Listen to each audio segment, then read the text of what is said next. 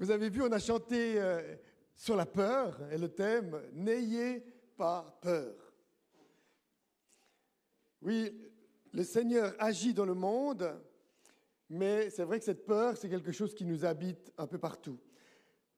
Moi, Dieu m'a appelé à l'âge de 11 ans, donc j'ai vraiment entendu la parole de Dieu. J'ai entendu ça dans un camp de la Ligue à l'époque. Et ça a changé mon caractère, ça a changé mon engagement. Du coup, j'ai étudié la théologie à Lausanne. Et après 5 ans, Dieu m'a sorti de l'église. Donc, j'ai cru que je serais pasteur, et puis voilà. Mais dès mon enfance, l'église persécutée, c'est un sujet qui m'habitait. Et c'est pourquoi j'ai passé une année derrière le rideau de fer, en 88-89, à la Karl Marx Universität, section de théologie. Ça fait toujours très bien. Voilà, et découvrir les chrétiens qui vivaient de l'autre côté. Et c'est vrai que beaucoup d'œuvres ont commencé à cette période derrière le rideau avec les chrétiens qui étaient persécutés derrière le rideau de fer. Et aujourd'hui, on est 7 organisations qui travaillent dans le domaine de l'Église persécutée. Donc moi-même, je travaille pour ACP. Ah ben, je connais quelqu'un là aussi. Action pour les chrétiens persécutés et les personnes dans la détresse. J'en dirai un peu plus après coup. Mais s'il y a des gens qui doivent bien avoir peur, c'est les Iraniens. Les Iraniens, du reste, vous savez que c'est l'Église qui grandit le plus vite au monde. C'est l'Iran. On parle de plus d'1 million de chrétiens engagés derrière le rideau de fer. Mais ils ne peuvent pas se réunir comme nous. Ils se retrouvent à 4 ou 5. Et puis, chaque année, il y a des centaines de personnes qui sont condamnées à des lourdes peines. Et les lourdes peines pour les femmes, c'est souvent le viol dans la prison et des situations extrêmement difficiles. Mais si chez nous, les églises se ferment, en Iran, c'est les mosquées qui se ferment. On parle de plus de 500 000 mosquées fermées, vides. Parce que justement, il y a des gens qui se tournent vers le Seigneur. Au début d'année, cette révolte, plus de 40 000 personnes assassinées en quelques jours. Depuis, plus de 1600 personnes pendues pour crimes contre Dieu, contre Allah. Ce n'est pas tous des chrétiens, mais parmi eux, il y en a un certain nombre. Beaucoup de chrétiens, pratiquement tous les chrétiens là-bas, c'est des musulmans convertis. Et on voit qu'effectivement, ce régime n'est pas populaire, n'est pas apprécié par la population aspire à autre chose. Et dans cette aspiration, dans leur prière, qu'est-ce qui se passe? Jésus leur apparaît. Il y a des millions de personnes qui voient des visions de Jésus en Iran. Est-ce qu'il y a parmi eux, vous, des gens qui ont eu une vision ou entendu la parole de Dieu concrètement? Wow, plusieurs. Bref, c'est chouette. En relisant les textes pascals de la résurrection, je me suis rendu compte à quel point finalement aujourd'hui c'était tout à fait la même chose qui se passait. On parle de peur et je propose d'écouter un petit film en fait de un des partenaires qui travaille en Iran, mais qui habite plus en Iran, Farjit, et du reste qui sera là au mois de juin pour la journée annuelle. Vous avez le petit flyer à Bienne au mois de juin. Donc, je ne sais pas si la lumière est un peu forte, si on veut éteindre pour qu'on voit mieux la vidéo. Mais donc, son témoignage, il est revenu en Suisse il y a quelques semaines et on peut l'écouter. Plus de 40 000 morts à la suite des manifestations en Iran, un régime qui tire sur ses propres citoyens et vacille de plus en plus. Au cœur de tout cela, l'Église grandit malgré la persécution, l'emprisonnement et les exécutions. Farshid Fati, partenaire d'ACP et responsable d'un réseau d'églises clandestines, raconte la réalité de la prison, parle de personnes qui abandonnent tout pour le Christ et d'une église prête à payer le prix pour un Moyen-Orient transformé. En décembre 2010, tous les responsables de nos communautés ont été arrêtés, moi y compris. Presque tous ont été emprisonnés. Certains ont été libérés plus tôt, mais j'ai moi-même passé 5 ans en prison. J'ai passé une année entière en isolement cellulaire. Pendant 1 an, je n'ai probablement pas vu le soleil dans le ciel, mais le Seigneur était ma lumière et mon salut. Je sers le Seigneur depuis près de 3 décennies. Et au cours de toutes ces années, je n'ai jamais vécu quelque chose de comparable. Si ce régime tombe un jour, je crois que nous verrons sans doute plus d'1 million de chrétiens nés de nouveau et issus d'un milieu musulman sortir de la clandestinité. Beaucoup d'entre eux ont vu le vrai visage de l'islam. Je pense qu'en Occident, nombreux sont ceux qui n'ont pas encore vraiment pris conscience de ce visage. À l'époque où j'étais en mission en Iran, notre réseau comptait environ 48 églises de maison. Aujourd'hui, il y a 1 millier d'églises clandestines. Les Iraniens se convertissent au Christ, groupe après groupe, personne après personne. Malgré la persécution, l'Église continue de grandir. Les gens sont pleins d'enthousiasme parce qu'ils ont découvert la lumière du Christ. On ne peut pas les faire taire. Leur joie face au salut est trop grande. Si l'Iran devient un jour libre, je crois que nous vivrons quelque chose de semblable au jour de la Pentecôte. Peut-être que, en une seule journée, 3000 personnes viendront au Christ. Notre défi sera alors le suivant: comment les accompagner? Comment les enseigner? Comment les aider à grandir dans la foi? Notre tâche sera d'embrasser ce corps, de panser ses blessures et d'apporter la guérison. Car beaucoup de gens ont perdu leurs enfants. Des dizaines de milliers ont été tués. Même dans un Iran libre, une place restera vide dans de nombreux foyers. Les gens ont besoin de guérison, ils ont besoin de réconfort. Et en fin de compte, seul le Saint-Esprit peut offrir ce réconfort. Si l'Iran devient un jour libre, cela aura des répercussions sur toute la région, sur l'Afghanistan, le Tadjikistan et de nombreux autres pays autour de l'Iran. Et je crois que l'église iranienne deviendra alors une église missionnaire. Que Dieu vous bénisse.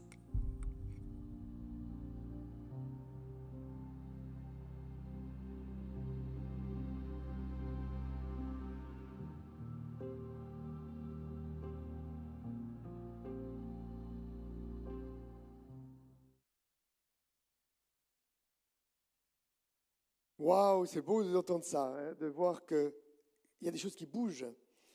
Et des fois, chez nous, on a l'impression que voilà, les églises se ferment, que tout est en train de partir à volo.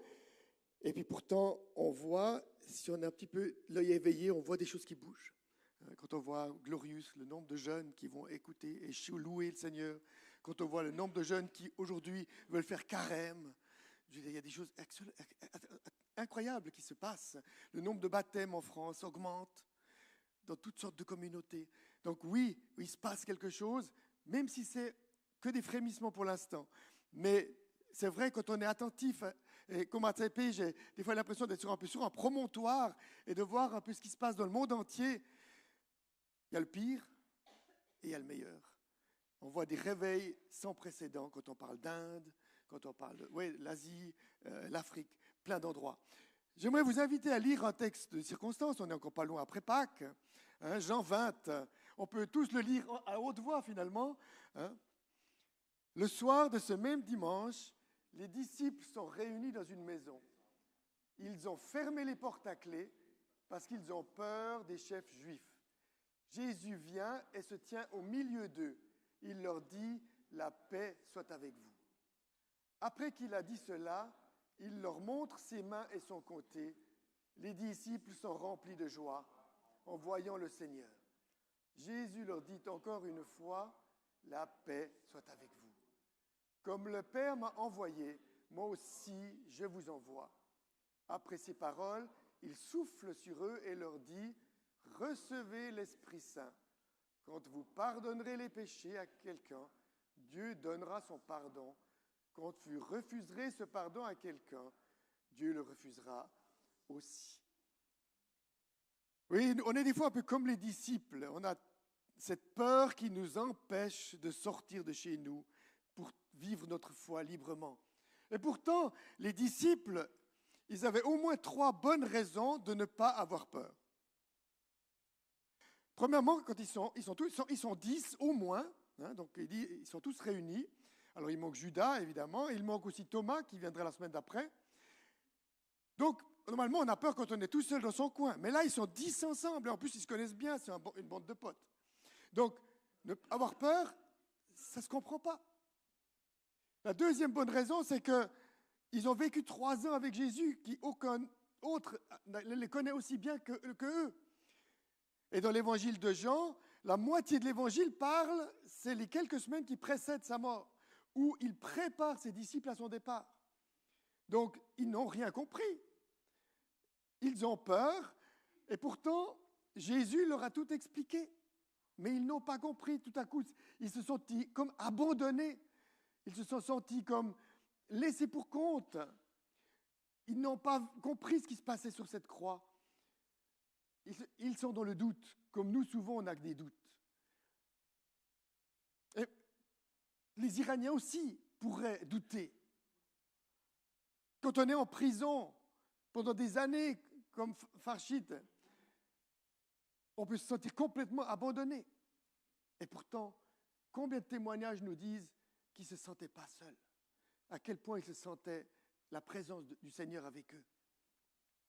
Et la troisième bonne raison, c'est que le matin même, Pierre et Jean sont allés au tombeau, ils ne l'ont pas vu, mais le tombeau était vide, ouvert et vide.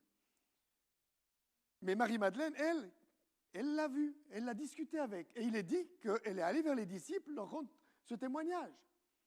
Donc, normalement, ils devraient avoir compris que Jésus est ressuscité. Donc, pourquoi s'enfermer comme ça derrière cette pièce? De quelle couleur est votre peur? J'aime bien en français, les synonymes pour joie, pour amour, il n'y en a pas tant que ça. Mais les synonymes pour peur, il y a toute la gradation. C'est incroyable. Hein? Appréhension, inquiétude, crainte, anxiété, effroi, angoisse, hantise, panique, terreur, phobie. Et je suis sûr qu'il y en a d'autres. Il y a toute la gamme. La peur, c'est tellement quelque chose de fortement inné en nous. Qui est-ce qui n'a jamais eu peur? On balance des...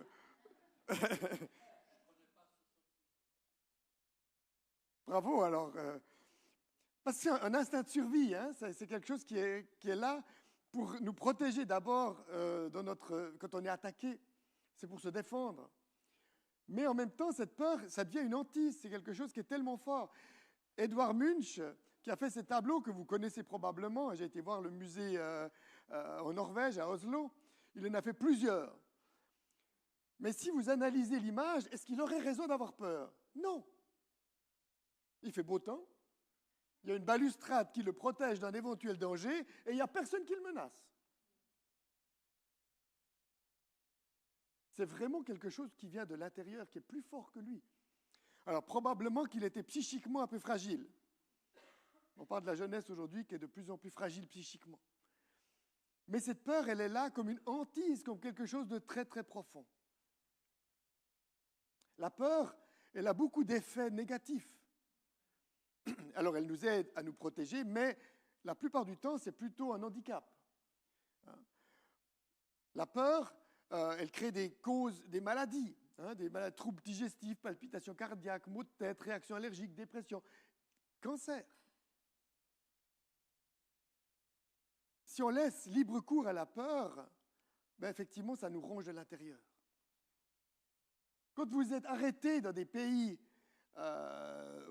où la police menace, ce qu'ils essayent de faire, c'est de vous souffler de la peur. J'ai dû faire une semaine d'entraînement parce que voilà, je vais dans ces pays. Oui, mais si on est en Christ, on ne doit pas avoir peur. Quand je suis allé en Égypte pour la première fois, effectivement, j'avais de la peur parce que je ne connaissais pas la langue, la culture. Je ne savais pas qui allait me prendre à l'aéroport. Donc c'est vrai que c'était un peu angoissant comme ça. Mais j'ai été 18 fois maintenant et à aucune reprise, j'ai senti cette peur. Je me suis senti toujours bien protégé, bien encadré. Le Seigneur est là. Quand on est bloqué, on ne peut plus rien faire, notre vision se restrécit. Du coup, c'est la cause d'accidents, de la route par exemple. Ça limite aussi nos relations, parce que du coup, on ne peut plus aller vers les autres, parce qu'on a peur. La première réaction quand on voit quelqu'un de nouveau, c'est d'avoir une appréhension, plutôt que de passer et dire, voilà, c'est peut-être une opportunité.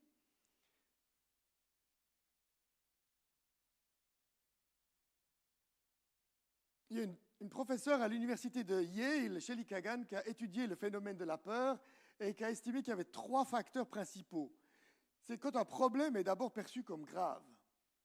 Alors c'est vrai qu'on n'a pas peur s'il y a un problème, mais qu'on peut résoudre. Par contre, s'il est grave, oui, ça crée une certaine inquiétude. Ça va être augmenté s'il y a une probabilité élevée que ça arrive. Un accident d'avion, c'est très dangereux, mais la probabilité est très faible. Donc on est tous à prendre l'avion. Donc on a tous surmonté quelque part cette peur. Ou alors on ne voyage pas. Et la troisième chose, c'est que l'issue est incertaine. C'est-à-dire qu'effectivement, le crash de l'avion, survivre, c'est plutôt l'exception. Mais dans beaucoup de choses, oui, on ne sait pas, on a peur de souffrir, on a peur qu'on nous limite dans notre possibilité, on a peur de la maladie, on a peur, toutes sortes de phénomènes, parce que finalement, c'est la peur de la mort. Parce que le pire qui puisse arriver, et on sait que ça va arriver, c'est de mourir. Plus ou moins tôt, plus ou moins tard, mais comme l'apôtre Paul, j'ai écrit un livre sur l'apôtre Paul, lui, il osait dire, j'ai pas peur. Si ça doit arriver, ça arrivera. Et si ce n'est pas mon temps, ce n'est pas pour aujourd'hui. Quand Dieu nous envoie quelque part, il est avec nous et il prépare le terrain. Et je l'ai vécu à plusieurs reprises aussi. Évidemment, nos propres expériences vont augmenter ce phénomène de peur et de crainte, notre éducation et tout ce que nous avons eu comme expérience antérieure. Mais la peur, c'est un phénomène que, même de la Bible, tout le monde a vécu. Même Jésus, avant sa mort, quand il a Gethséminé, il a dit qu'il avait peur. Après, il l'a surmonté. Mais ça commence avec Adam et Ève, et je vous laisse voir toute la liste. Après, il y a aussi, heureusement, des contre-exemples. Des gens qui disent, non, je ne veux pas accepter la peur, comme Josué et Caleb. Non, on ne veut pas avoir peur de ces gens de l'autre côté. Si le Seigneur a dit qu'il fallait y aller, on va y aller. Ça, c'est la foi. David qui arrive, qui est un gamin, un ado, il dit, moi j'ai affronté le lion, j'ai affronté l'ours, pourquoi j'aurais peur de ce blanc-bec qui cause mal et puis qui ne peut pas se bouger tellement il est lourdement équipé. Moi, je suis flexible et puis, si c'est la volonté de Dieu, il agira. Mais Jésus, finalement, il garde sa paix, sa sérénité. J'ai un ami qui a passé 6 mois en prison pour son engagement. Il a dit, oui, dès qu'on me frappait ou quoi que ce soit, et pourtant il était protégé, mais c'était un occidental, je pardonnais et je remettais les choses à Dieu. Comme ça, je ne laissais pas la peur me toucher. Et puis si vous n'avez pas peur, le policier, il ne sait pas quoi obtenir de vous. Parce qu'en fait, il va essayer de vous pousser à l'extrême, où vous perdez les plombs, et ensuite, il aura une bonne raison de bien vous condamner. Alors que si vous êtes dans la paix, c'est que vous n'avez rien à vous reprocher. Non par la vue, mais par la foi, dirait l'apôtre Paul. Paul qui chante dans la prison, qui surmonte sa peur finalement par la louange. Alors qu'est-ce que va faire Jésus? Tout d'abord, il se présente lui-même. Il traverse le mur, et il se présente comme l'homme en blanc qu'on voit dans les différentes visions et rêves dans le monde musulman et aussi en Inde. Le simple fait qu'il apparaisse, qu'on le reconnaisse, il enlève la peur, il y a la joie qui s'installe. Un visage familier, et ça le remet en état. La deuxième chose, c'est la parole. On peut transmettre la peur par la parole. Attention! Ou bien vous pouvez, avec une voix calme, vous pouvez transmettre la paix. Le Seigneur dit 2 fois, la paix soit avec vous. Ce qui veut aussi dire, n'ayez pas peur.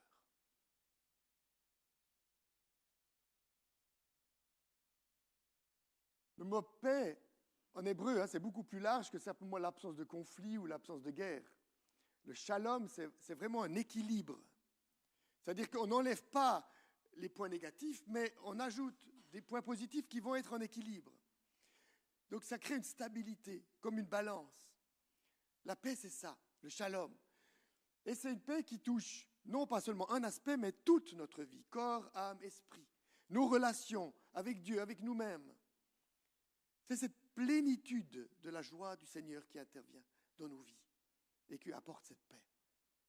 Une paix qui n'est pas une paix humaine, mais qui est une paix vraiment d'une dimension spirituelle et qui ne s'arrêtera pas avec la mort puisque la vie continuera.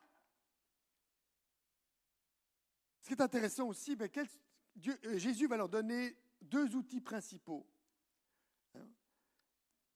Pendant les chapitres qui précèdent dans l'évangile de Jean, il insiste beaucoup sur cette notion du paraclet. Paraclet qui, en grec, signifie le soutien, l'avocat, l'intercesseur. C'est l'Esprit Saint. Cet esprit, il dit qu'il vaut mieux qu'il s'en aille, parce que s'il est là, on doit toujours s'appuyer sur lui. C'est notre chef à côté de nous, on s'appuie toujours sur le chef. Tandis qu'avec l'Esprit, c'est nous qui sommes livrés, et c'est nous qui devons agir comme le Christ, ce qu'il attend de nous. Et dans l'évangile de Jean, contrairement à la Pentecôte, dans des actes, il n'y a pas de flamme de feu. C'est juste Jésus qui souffle sur eux. Et c'est une transmission immédiate. Lié avec le pardon.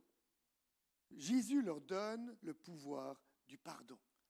Et ce pouvoir du pardon est une puissance, parce qu'il peut transformer les cœurs, il peut libérer, il peut guérir. J'ai écrit un livre sur Moïse, désert et terre promise. On doit tous traverser des déserts. Et ceux qui ne l'ont pas fait, ça va arriver. Parce que pour aller à la terre promise, le passage obligé, c'est le désert. Et pas le long de la mer rouge, la mer morte. La mer Méditerranée. Bref. Et Jésus les envoie, il les envoie en mission. Et du coup, je vous envoie, recevez l'Esprit. Quelque part, on est tous ses disciples. Il nous appelle, il nous encourage à aller de l'avant, à sortir de notre zone de confort. Et en fait, ce qu'on voit, ce qui arrive ici dans l'évangile de Jean, c'est ce que vivent beaucoup de gens, des millions de personnes aujourd'hui. Et donc, on sent qu'il y a comme vraiment un réveil, il y a quelque chose de particulier qui se passe dans le monde aujourd'hui, parce que ce n'est pas par 1 ou 2 ou 3 visions, comme dans Joël, les jeunes auront des visions, les personnes âgées auront des rêves. Non, là, c'est en masse. C'est juste chez nous que, voilà, il n'y a pas assez de recherche. Parce que souvent, c'est ceux qui recherchent quelque chose, qui sont dans l'attente, que Dieu s'adresse à eux. Ces visions de l'homme en blanc, c'est quelque chose que j'essaie de creuser. Et si vous allez sur Internet, vous verrez plein de témoignages sur YouTube, sur les sites, il y a même des sites dédiés. Et souvent, cette même parole, ne crains pas. N'aie pas peur. Ici, vous avez quelques-uns des témoignages que j'ai recueillis. Même notre partenaire en Égypte, il m'a dit que l'année passée, il a prié pour une mère avec sa fille, et la fille, elle lui dit tout à coup, « C'est qui cet homme derrière toi ?» Il n'y avait personne. Jésus apparaît, Jésus parle. Alors, quels sont les messages qu'il transmet? Oui, souvent, c'est des messages de paix, de consolation, des messages de confiance, de réconciliation, mais aussi de conversion, de pénitence, de prière, poussée à la lecture de la Bible. Souvent, une réponse personnelle dans une situation difficile, une guérison physique, un message prophétique ou d'avertissement, une révélation personnelle qui correspond exactement à votre situation, à votre vie, et souvent un ordre à faire quelque chose, soit d'aller rencontrer quelqu'un, soit justement de prier. En 2020, Dieu m'a donné comme une révélation. J'étais en train de nettoyer mon balcon, c'était les nettoyages de printemps. Et comme souvent, l'autre balcon, on dit, bon, c'est pas trop sale. Parce que comme ça, on ne voit pas trop. Et ceux qui passent la panosse, c'est des fois plutôt les femmes, mais en l'occurrence, des fois, c'est moi qui le fais aussi. Tout à coup, quand vous mettez votre panosse dans l'eau, dans le seau, qu'est-ce qui se passe? Cette eau, elle devient noire, brunâtre. Puis Dieu m'a vraiment parlé en disant, ben voilà, tu vois, cette saleté, cette poussière, cette pollution, l'être humain, c'est pareil. De l'extérieur, il est beau, il prend les soins du corps, etc., ses vêtements, mais à l'intérieur, c'est la même chose. Il y a le péché, il y a la peur, il y a la crainte de la mort. Dieu aimerait dépasser cette étape et nous encourager à sortir de nos murs, d'être des témoins. Alors vous avez plein de versets, hein. Ne soyez pas inquiets. Oui, on le connaît, ce verset, ne soyez pas inquiets. Le mettre en pratique, c'est plus difficile. Ne faites pas de soucis du lendemain. Moi, j'étais quelqu'un qui était assez inquiet et qui aimait beaucoup contrôler les choses pour me rassurer. Et j'ai dû apprendre à complètement lâcher. Et à prendre les choses comme elles viennent. Et surtout quand vous allez dans les pays du Moyen-Orient, en général, ça ne se passe pas selon le plan. Donc il faut vraiment beaucoup de flexibilité pour entrer là-dedans. L'apôtre Paul dira la même chose, ne soyez inquiets de rien, mais demandez toujours à Dieu ce qu'il vous faut, avec un cœur reconnaissant. Il dira à Timothée, ce n'est pas un esprit de timidité que je t'ai donné, que Dieu t'a donné, mais c'est un esprit de force, d'amour et de maîtrise de soi. Et ce verset qui répond pleinement à notre question, hein, de 1 Jean, quand on aime, on n'a pas peur, l'amour parfait chasse la crainte, chasse la peur. Alors c'est quoi? Il nous manque l'amour parce qu'on a peur? Ou est-ce que c'est l'ennemi qui a encore une part de prise sur nous pour nous influencer sur cette peur? Le texte nous rappelle, hein, 2 fois la paix soit avec vous, et il le redira une 3e fois avec Thomas. Il lui montre ses mains, ses pieds. Son côté, les disciples sont remplis de joie et il les envoie. Il souffle sur eux, recevez l'Esprit Saint. Quand vous pardonnerez les péchés à quelqu'un, Dieu donnera son pardon. Il faut d'abord accepter le pardon soi-même, sinon c'est difficile de le donner aux autres. Surtout quand quelqu'un est malveillant à votre égard. Jésus est là pour rassurer. Il nous dit qu'il nous accompagne dans les moments et dans les lieux les plus profonds, les plus noirs qui soient. Il vient à notre rencontre. Chacun, appelez-le si vous n'avez pas eu l'occasion. Priez, il va venir. Il va vous parler. Et la parole qu'il apportera est une parole personnelle, spécifique. Et il nous envoie en mission. Et je vous propose une autre vidéo. Je crois que c'est... non, c'est la vidéo, c'est après, je crois. Si, viens cela, allez-y. Ne t'inquiète pas, tu as perdu ton fils, mais je te donnerai beaucoup d'enfants.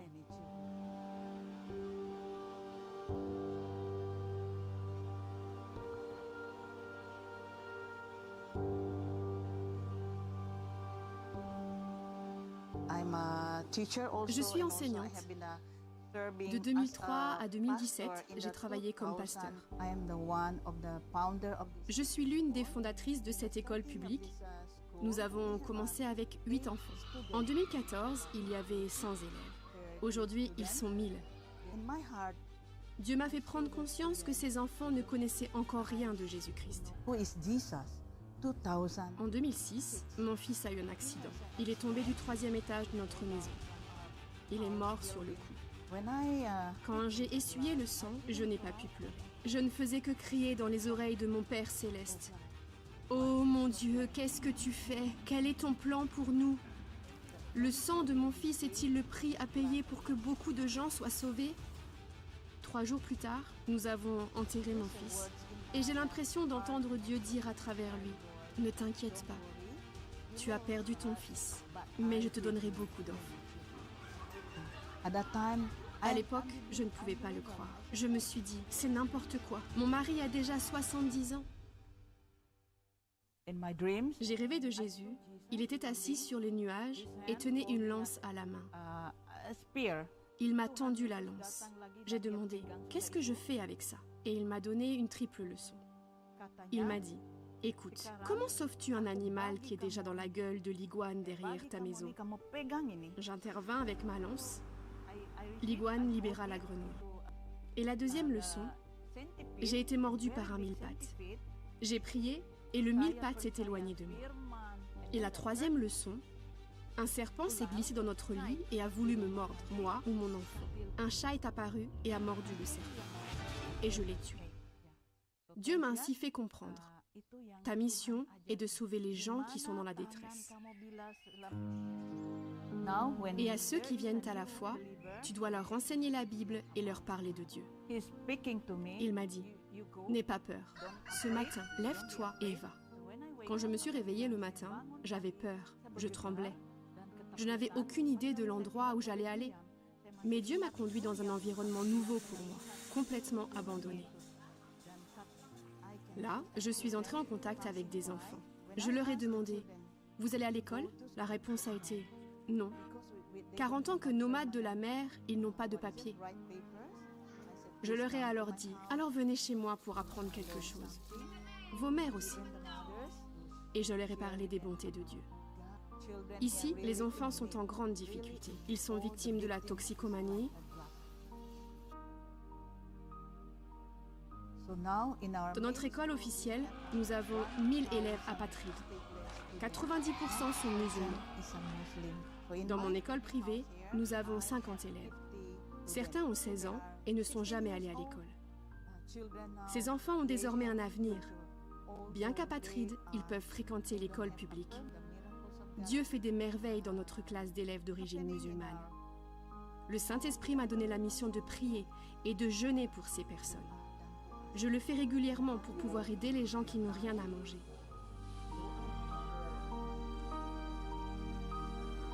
Les larmes aux yeux, je demande à Dieu, que se passe-t-il ici? Pourquoi les gens ont-ils autant de problèmes? Que puis-je faire pour eux? Après 3 jours et 3 nuits de jeûne et de prière, je savais, je n'abandonnerai pas, car le Saint-Esprit me donne la force. Le Saint-Esprit est venu et a agi. Des familles reçoivent de l'aide, apprennent que Jésus est leur sauveur, et moi, je continue de prier. C'est ainsi que je reste forte. Je lis la Bible d'un bout à l'autre. Cela m'inspire pour parler aux gens, avec autorité, pas par mes propres moyens, mais par le Saint-Esprit. Oui, c'est ma vie.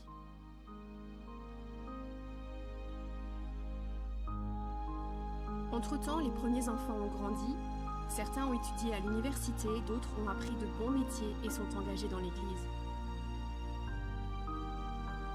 Ils sont à jamais reconnaissants envers Rose Chong Latifa.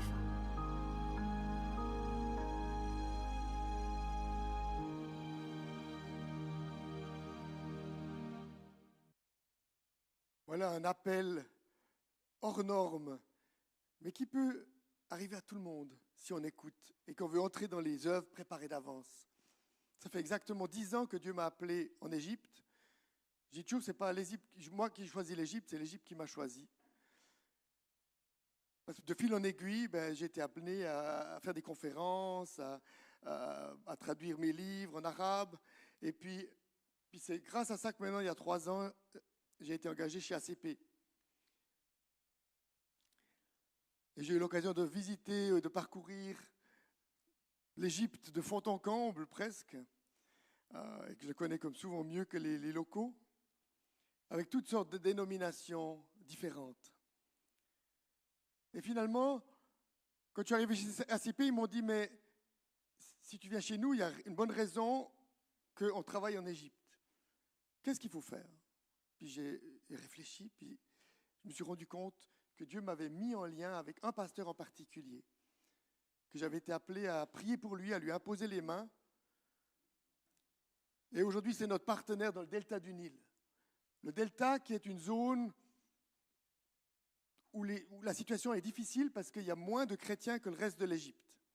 En Haute-Égypte, vous avez plein d'œuvres chrétiennes. Il y a même un hôpital suisse qui est là-bas.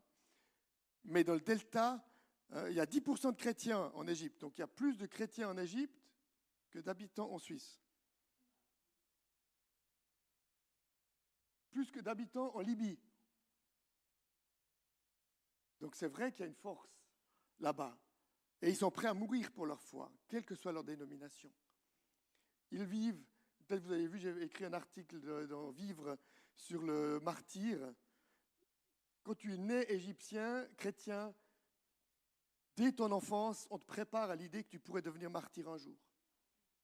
C'est de loin pas le cas de tout le monde, hein, c'est sûr que non, mais c'est le cas. Et donc, dans le delta du Nil, les églises sont plus petites, il y a 3-4%, c'est difficile. Les pasteurs étaient souvent un peu déprimés. Et le Seigneur m'a encouragé d'aller là-bas pour les encourager. Soit ils étaient là-bas parce qu'ils disaient, bon, je vais bientôt partir en Haute-Égypte et puis j'aurai des grandes églises à un meilleur salaire. Ou alors, j'ai une vocation missionnaire. Et ce qu'on voit, c'est qu'il y a des musulmans qui viennent dans les églises demander la prière. Je dis souvent, le culte commence après le culte, quand on commence à prier pour les gens. En bas à droite, un paysan musulman qui est venu demander d'être délivré de mauvais rêves. Et après un moment, un mauvais quart d'heure, vous le voyez rayonnant. D'autres personnes qui ont des problèmes de couple, etc. Donc le delta, c'est ça. Notre partenaire, il habite au plein milieu, mais le but, c'est vraiment d'encourager les églises à travailler ensemble, toutes les dénominations. Et donc, la première chose qu'on a fait, c'est qu'on a réuni les pasteurs de toutes les dénominations. Alors, les coptes, c'est plus difficile, ils sont majoritaires, mais il y a des protestants, il y a des catholiques, des anglicans, des baptistes, des apostoliques, des frères, toutes sortes de dénominations, anglicans. Et on a travaillé ensemble sur qu'est-ce que le Seigneur veut faire dans cette région.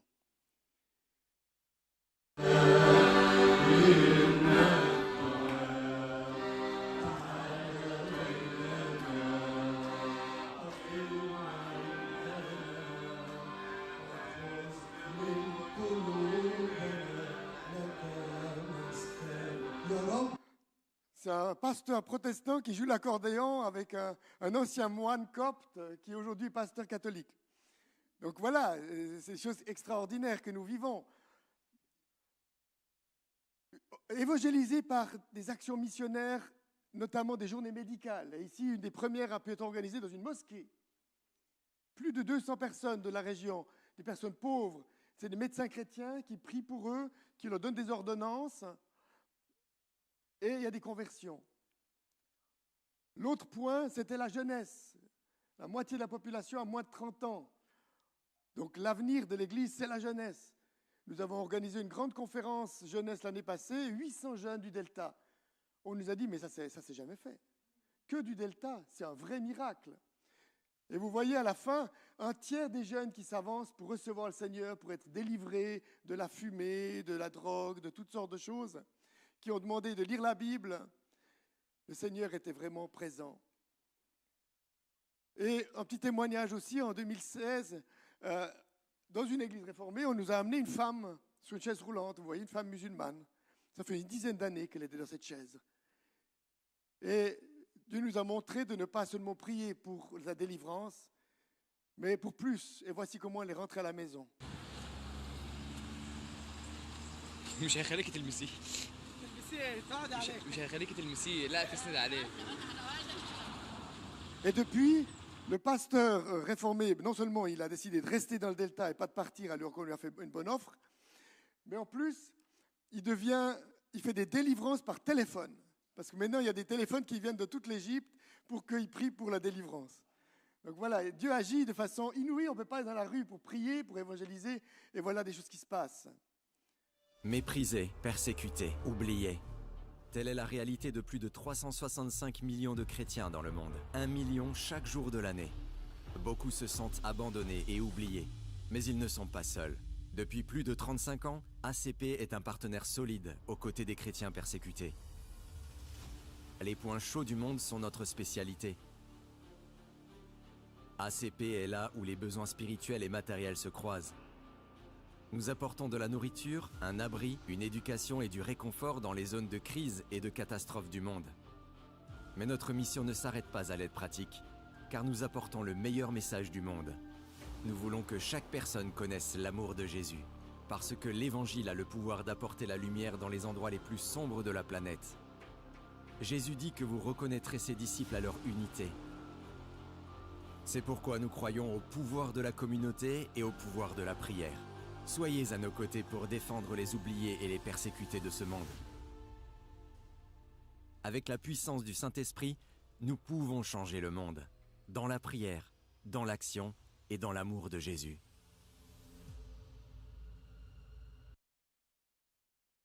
prends encore 2-3 minutes pour terminer et présenter ACP. Donc, puisque je crois que c'est une des premières fois, en fait, j'ai remarqué que ça fait 10 ans qu'on est venu une fois, je pense que c'était le docteur Salzman à l'époque. Donc, on est une organisation d'aide internationale et sommes dans 70 pays et une quarantaine depuis la Suisse. Donc, moi-même, je m'occupe de l'Égypte, du Tchad et je reprends le Maroc. Donc, l'Afrique du Nord. Mais on a d'autres, mes collègues, qui sont dans d'autres pays. On est là où les chrétiens sont persécutés, mais aussi où les besoins spirituels et matériels se manifestent. On n'envoie pas de missionnaires, mais on travaille avec des partenaires locaux qui parlent la langue, qui connaissent la culture. On est en Corée du Nord où on produit du lait de soja, du pain, des engrais. On est en Syrie, à Kobané, où on produit 90 000 pains par jour dans une boulangerie qui permet de soutenir la population.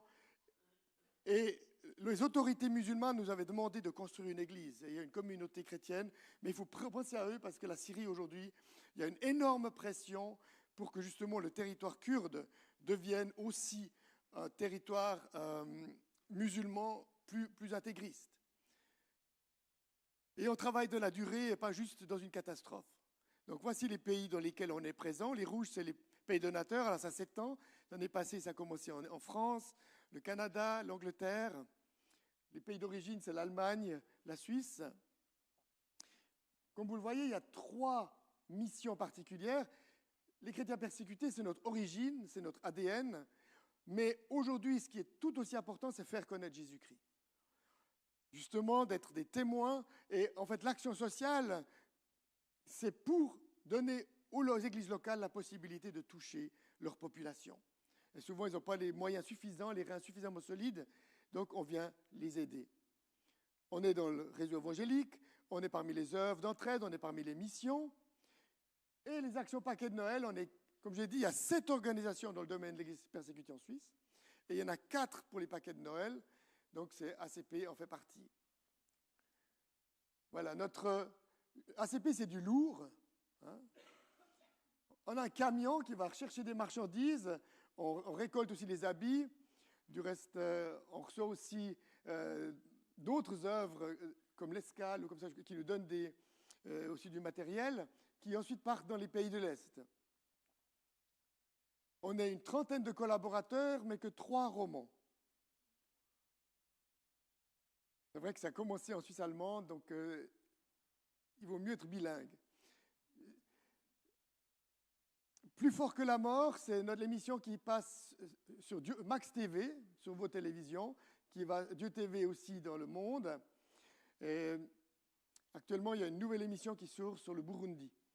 Burundi qui sera également à l'honneur de notre journée annuelle. Donc vous pouvez aussi aller voir sur notre site, sur YouTube, sur la chaîne ACP Suisse et découvrir plein de vidéos intéressantes comme celles que vous avez vues. Qu'est-ce que vous pouvez faire? C'est la question que j'ai posée. Il m'a dit prier. Personne n'est trop vieux, trop jeune pour pas prier. Ils ont besoin du soutien par la prière. Deuxièmement, visitez-nous. Nous, on a des visas, on a des passeports, on peut voyager. Et ils sont tellement contents quand on va à leur rencontre. Encouragez-nous et enseignez-nous. C'est un peu plus compliqué pour nous, des fois, parce qu'on dit, oui, qu'est-ce que je vais leur apprendre? C'est plutôt eux qui m'apprennent quelque chose. Et pourtant, c'est ce qu'il a dit. Il attend de nous aussi qu'on vienne leur apporter notre réconfort, notre enseignement. Ils ne sont souvent pas très bien formés. Donc oui, on peut leur apporter quelque chose. Voilà, merci de votre soutien. Et puis je crois que je rends l'antenne. Merci beaucoup.